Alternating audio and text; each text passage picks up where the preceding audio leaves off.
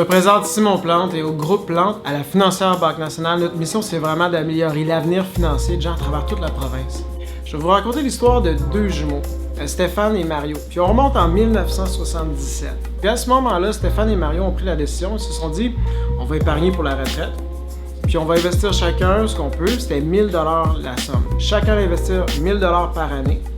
Puis elle allait investir dans la bourse de Toronto. Stéphane, il est ultra chanceux, c'est un fin connaisseur, donc Stéphane étudiait le marché, puis à chaque année, il réussissait toujours à trouver le moment dans l'année où le marché boursier avait atteint son creux.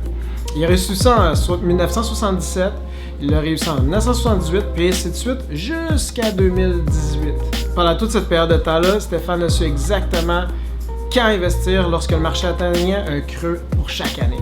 Mario, tant qu'à lui, il s'est pas cassé la tête. Il s'est programmé un système d'épargne qui était systématique. Le 1er janvier, il investissait 1000 $ dans le marché, de 1977 jusqu'à 2018. Bien, Stéphane, lui, a réussi à accumuler un capital de 183 000 $. Donc, c'est vraiment excellent par sa stratégie d'investissement.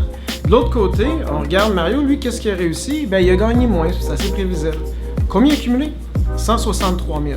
Il y a un écart de 20 000 $. En rendement, en fait, Mario a un rendement inférieur de moins de la demi de 1% par année. Moins de 0,5% par année. Évidemment, c'est une histoire fictive. Il n'existe pas de Stéphane, c'est impossible. Mais combien de personnes je rencontre qui viennent dans mon bureau puis discutent avec moi, puis la question principale, c'est pas combien ils vont investir puis à quelle fréquence. Ils me parlent de c'est quand le marché va finalement descendre pour que je puisse investir. Donc c'est quoi la leçon de cette histoire-là? C'est qu'en fait, ce qui est vraiment important, c'est de focuser sur ce qu'on contrôle.